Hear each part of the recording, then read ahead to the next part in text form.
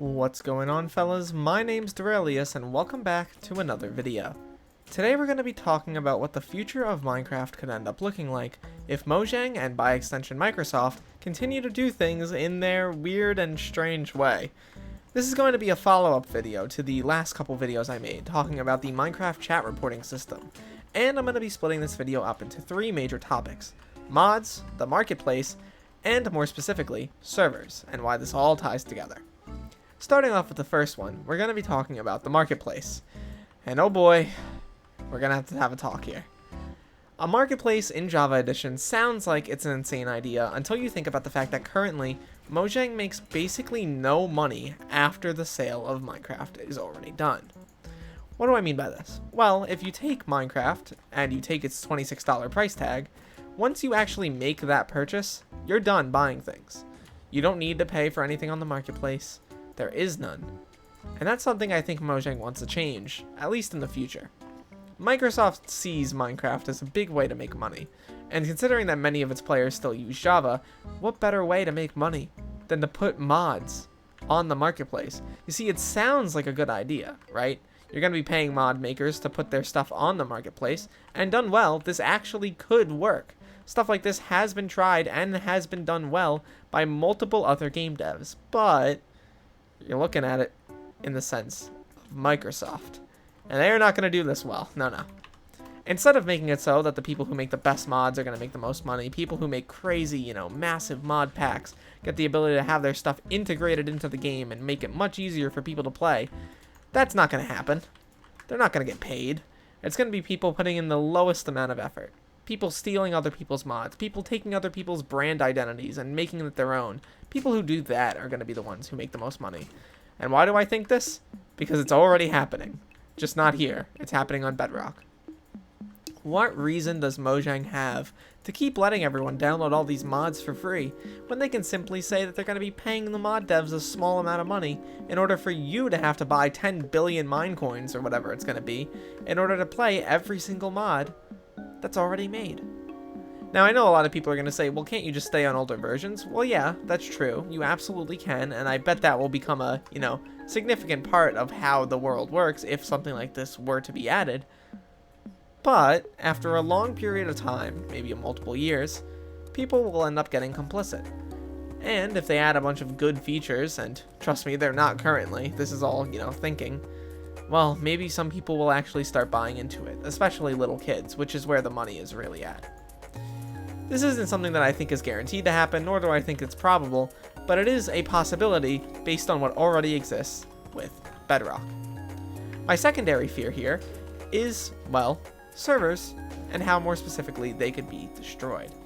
The thing I want to talk about here is the fact that many times on Bedrock Edition, servers are promoted to a degree by Mojang, especially on Pocket Edition. Do you remember the old Pocket Edition servers before they moved over to Bedrock, how there were only a couple of them and they were all specifically promoted by Mojang? That's basically how things are now.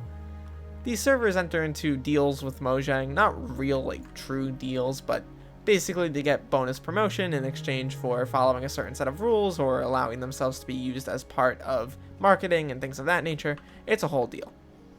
Now, the fact that Hypixel, for example, is the biggest Minecraft server, at least on Java Edition, is fairly obvious. But it's also true that Simon, who is the owner and person who does the running of Hypixel, has had frequent contact with Mojang, and he has used that contact to get things done in the past. Notably when it comes to the Skyblock booster cookie, which was a thing added about a year back, or actually it's been closer to 2 years now that I think about it, in which you were able to gain some sort of benefit in the game in exchange for paying real-world money. Now, this was pay-to-win, and Mojang actually changed their terms in order to allow pay-to-win for PvE servers in order to allow something like this to happen. This was a pretty big change, and really goes to show how deep the connection is, but what if, in the future, Hypixel became a featured server and was on the front page of all the multiplayer, everyone who clicks multiplayer just sees Hypixel there and are already prompted to play it without even typing it in. What would that do to other servers, smaller ones? What would that do to, other major servers which have similar niches? Things like the Hive, servers like, and I'm going to say it, Mineplex, which, to be fair, is already a dead server. But think about it. What could that do if it wasn't Hypixel that happened to have this? What if it was a, different, smaller server which got preferential treatment? I bet people would be a lot more upset if that was the case. This is, once again, something that's theoretically possible based on what already exists with Bedrock. Finally, we have to talk about mods. I kind of went over this a little bit here, but I'm going to talk more specifically about how this could affect mod developers. Mods basically don't exist on Bedrock. Well, they kind of do, but only in a marketplace sense, and they're effectively useless. They don't actually, have the same amount or same level of features.